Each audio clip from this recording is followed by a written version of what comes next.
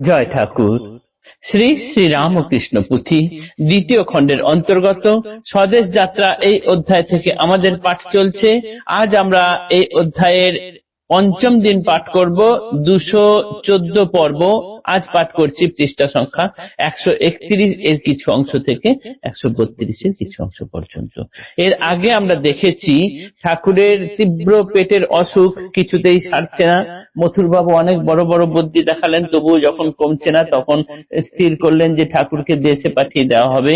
কিন্তু ভক্তিমতী মাতা জগদম্বা, মথুর গৃহিণী জগদম্বা, তিনি তো জানেন যে ঠাকুরের দেশের বাড়ি, ঠাকুরের সংসার, সে হচ্ছে শিবের সংসার।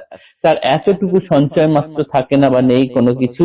সেই জন্য তিনি বস্তা দরে নানান দ্রব্য, বাড়ির আগামী 2-3 মাসের প্রয়োজনীয় A to Z সমস্ত কিছু জিনিস পাঠিয়ে দিলেন। সঙ্গে হৃদয়কে পাঠালেন, আর সঙ্গে পাঠালেন যে মাতৃসম ব্রাহ্মণীকে। ভগবত পদলুব্ধা ত্যাগী সন্ন্যাসিনী, মায়ের মতন সঙ্গে চলিল ব্রাহ্মণী। তা এই সবাই মিলে তারা দেশের দিকে রওনা দিলেন। এইটুকু আমরা বিগত দিনে পাঠে দেখেছি। আজ আমরা তার পরের অংশ পাঠ করব। সর্বাগ্রে প্রেরণ পত্র পাইয়াছে ঘরে, শ্রীপ্রভুর আগমন কামার পুকুরে। নিবিড় আধার নিশা হইলে বিগত, প্রত্যুষ পূরব ভাগে হয়ে বিরঞ্জিত।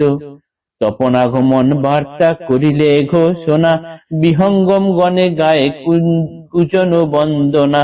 তেন প্রভুর আগমন সুসংবাদ পেয়ে, দেশে যত গ্রামবাসী পুরুষ কি মেয়ে। পূর্ব স্মৃতি জাগাইয়ে প্রীতি মমতায়, গদায়ের গুণগীতি দিবারাতি গায়। বিশেষত কৃপা প্রাপ্ত ভক্ত স্ত্রী লোকেরা, যথাকালে আগে গিয়া পথে করে ঘেরা। পাছে কেহ অন্যে দেখে সঙ্গোপনে চলে, মিষ্টি সহ ফুলমালা লুকায়ে আঁচলে। প্রভু দেবে তারা কিবা বুঝে বুঝো মন, মিষ্টি মাখা চিরা দই সুমিষ্ট যেমন। আন্তরিক ভালোবাসা, আন্তরিক টান, আন্তরিক স্নেহ প্রীতি প্রাণেরও সমান। বাটিস্থ হইলে প্রভু কাতারে কাতারে, আসে যত গ্রামবাসী দেখিবার তরে। শ্রীপ্রভু স্বদেশ ছাড়া 8 বর্ষ প্রায়, স্নেহ মায়া মমতার চক্ষে যুগান্ত দেখায়। গঙ্গা কুলে শ্রীপ্রভুর এই 8 বৎসরে, গিয়াছে অশেষ কষ্ট সাধন সমরে।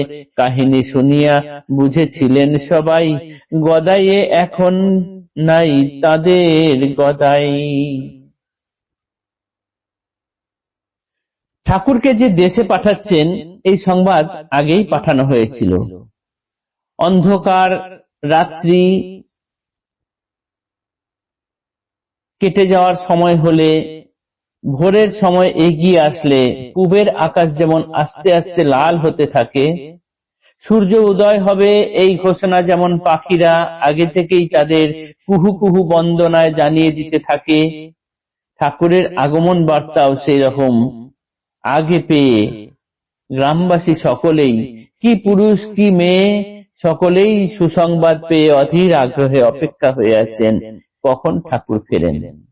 কেননা ঠাকুর এইখান থেকে গেছেন, অর্থাৎ কামারপুকুর থেকে দক্ষিণেশ্বরে গেছেন 8 বছর হয়ে গেল।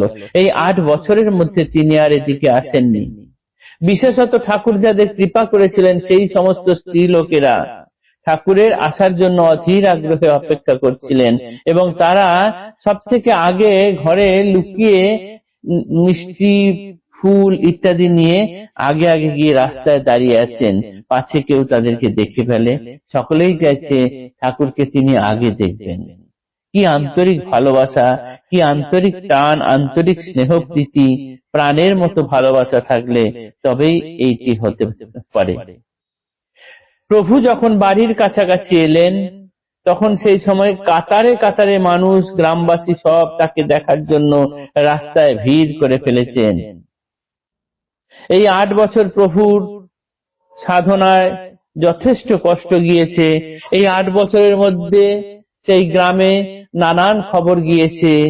তারা শুনেছেন যে যে খবরগুলো তারা গেছে, ঠাকুরের পাগল হয়ে যাওয়ার খবর ইত্যাদি, তাতে তারা বুঝতে পেরেছেন যে এই গদাই আর যে শরীর এখন আসছে সেই শরীরে তাদের আগের গদাই আর নেই, কেননা তারা অনেক খারাপ খারাপ খবর, ঠাকুরের বিকৃত মস্তিষ্ক হয়ে যাওয়ার খবর, পাগল হয়ে যাওয়ার খবর এইগুলো পেয়েছেন ইতিমধ্যেই। তাই তারা খুবই চিন্তিত, তবু অধীর আগ্রহে অপেক্ষা করে আছেন কখন ঠাকুর আসেন, ঠাকুরকে দেখবেন। গঙ্গা কুলে শ্রীপ্রভুর এ ৮ বৎসরে গিয়াছে অশেষ কষ্ট সাধন সমরে, কাহিনী শুনিয়া বুঝেছিলেন সবাই, গদাই এখন নাই তাদের গদাই। সবাই তো আগে থেকেই একটি খবর, ভুয়ো খবর রটেছিল যে ঠাকুর পাগল হয়ে গেছেন, সেই খবরে তারা এরকম বুঝেছেন যে আগের গদাই আর নেই।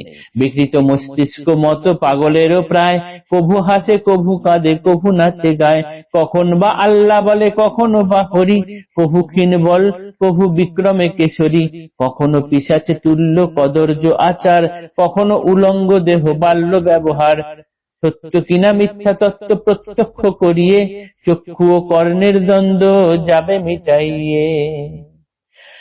তারা শুনেছেন যে ঠাকুর কখনো কাঁদছেন, কখনো হাসছেন, কখনো নাচছেন, কখনো গাইছেন, কখনো আল্লাহ বলে চেঁচাচ্ছেন, কখনো হরি করছেন, কখনো তার শরীর একদম ক্ষীণবল, কখনো সিংহ বিক্রমে দাপিয়ে বেড়াচ্ছেন, কখনো পিশাচের মতো আচার আচরণ করছেন, আবার কখনো উলঙ্গ দেহ বালকের মতো ব্যবহার করছেন।